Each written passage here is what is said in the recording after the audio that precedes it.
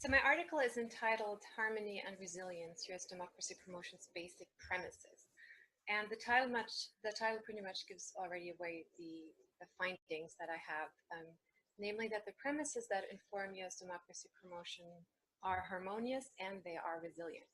Now, why was I concerned with these premises in the first place? And what does this finding then tell us? In a sense, why should we care about this? Scholarship has told us for a very long time now that U.S. democracy promotion policy is strongly informed by some basic American beliefs, by a specific American culture, a core national identity, if you will. And the assumption here is that this is quite unchangeable, that this is valid regardless of who's in power. Now, my first concern was to find out if that's true and what the specific thinking in terms of democracy promotion then actually looks like. And so I analyzed a large number of key foreign policy texts of all post-Cold War administrations with the purpose of finding out whether there indeed is a stable and coherent set of premises that all administrations have embraced and defended. I do find three. The first one being that democracy is a universal value, universally aspired to value. In a sense, we've heard this from President Bush a lot of times, who always said, give the people a vote and then they will choose freedom. The second basic premise is that external actors can and that they also should support democratization, meaning that it is legitimate for the United States to involve itself in another country's political affairs. And thirdly, the assumption is that democracy promotion is in the best interest of all involved stakeholders. To put it differently, we hear this a lot, all good things go together. If you promote democracy, you also promote security, you promote economic well-being, and this goes for everyone. That's remarkable in itself, that these assumptions are almost everywhere and literally unquestioned in all relevant foreign policy documents, and that includes, for example, the National Security Strategy.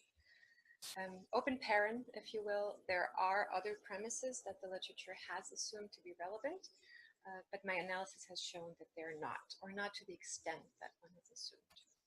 Now, my next step was then to see what happens to these premises in cases where their validity is severely challenged. And the assumption was that it might be very easy to champion a very harmonious and coherent worldview in general when talking about the world in general, but that it might quite plausibly fall apart when faced with an actual problem or a glaring contradiction. So I turned to the case of U.S. democracy promotion in Egypt under the Bush and the Obama administrations.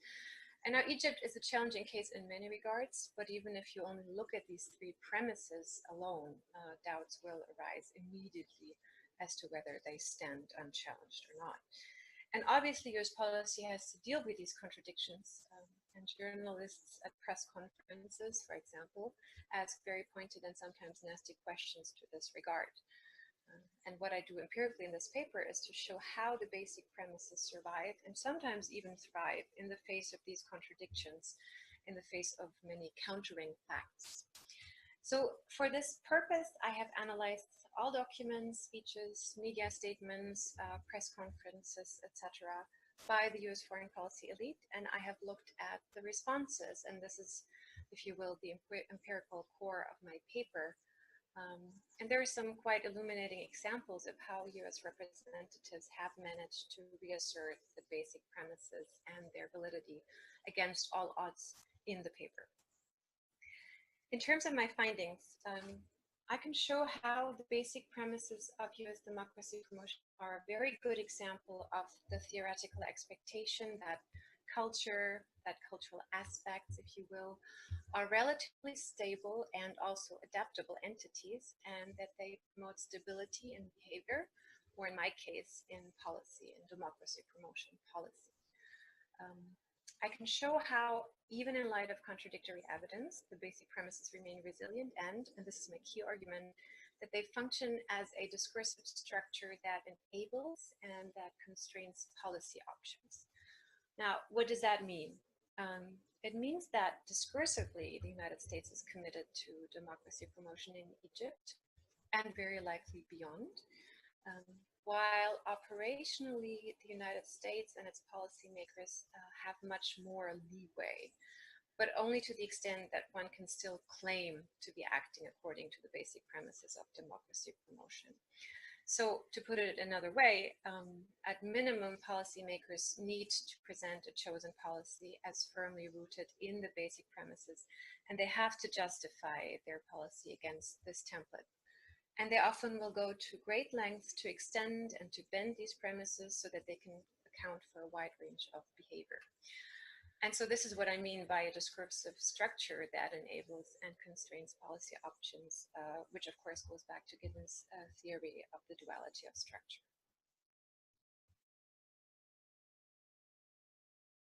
I would respond to that question on two levels. First, as to the theoretical arguments, to simplify this, there would be two. One is that culture, identity, beliefs, in my case premises, need to be fairly constantly reproduced in order to be and to remain valid. And the other theoretical argument is that culture, identity, beliefs are particularly relevant in times of crises. So the argument here is that that's when people turn to what they know, to their customs, traditions, to their culture, when crises arise. But based on my research, the former camp, if you will, wins. The democracy promotion premise structure is fairly steadily in place for the time period of my analysis. And so is the constraining effect, but also the enabling effect.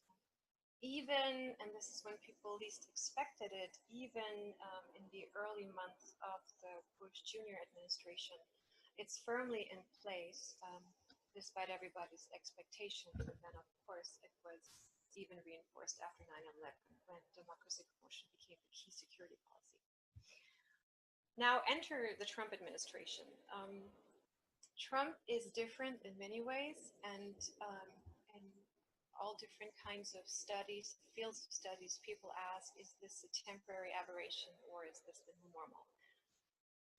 Democracy promotion is a bit special because democracy promotion usually, maybe not used to have the function of bridging the divide between the Democrats and the Republicans.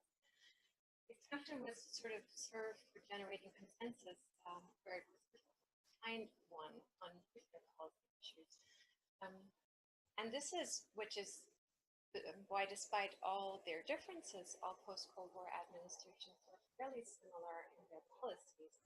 And democracy promotion was a relatively stable US policy in recent decades, which is a bit surprising, but can be explained by this cultural factor, if you will, namely the entrenched basic premises, which are the expression of that culture. So being in favor of democracy promotion was very American, if you will, and that consensus generating function is now probably lost, at least for the time being. And that could have an impact on the larger array of foreign policy issues.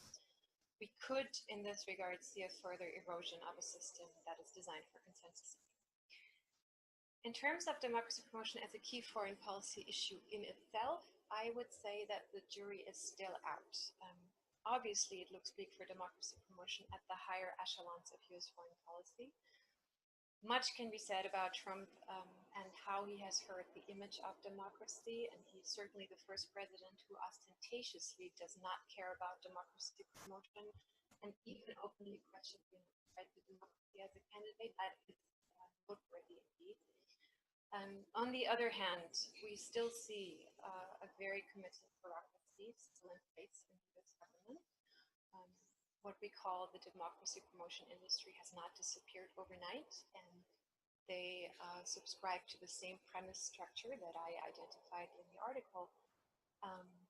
On the ground, so to speak, not so much has changed so far, and US democracy promotion policy continues. Congress overall tends to be very committed to democracy promotion. And it's important to note that the budget for democracy promotion has not significantly changed so far, although President Trump tried to change that. And we also have to keep in mind that recent history shows us that the death bell for US democracy promotion has been tolled prematurely before. Specifically with regard to Egypt, also we see contradictory signs. Trump has articulated great admiration for al-Sisi, But, and again to the surprise of many observers, the Trump administration has recently suspended financial aid citing the Egyptian human rights record. That aid was now reinstated, but the signs are contradictory here. So maybe to wrap up, with this particular administration as regards the most vocal representatives, thinking about democracy promotion is certainly very different from anything we've seen in US administrations since at least 1990. And Trump himself is not constrained in this regard, clearly. But I would argue, based on my research, that the basic premises are operative and relevant in large other segments of the US policy apparatus, and that there is a good chance that they will reemerge and reassert their dominance. Maybe not with this administration, likely not with this administration, but that's still a possibility. Trump administration has not been entirely silent on democracy promotion and the premises.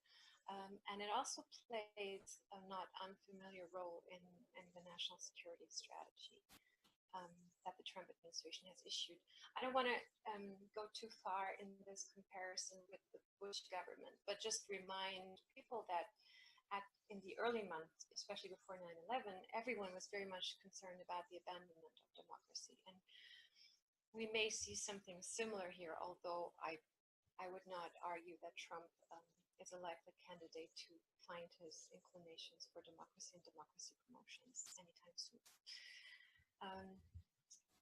Finally, I would say that it's important to keep in mind that Trump's rejection of democracy promotion is part of sort of a larger issue, larger phenomenon of him rejecting the idea of a liberal world order. This is not a fringe matter, but it's embedded in questions of how one thinks about security alliances and trade relationships, and Trump sort of has his expressed doubts about all of that. But I doubt that the United States in the mid to long term is ready to let its liberal approach to world order go, despite all its imperfections and internal contradictions.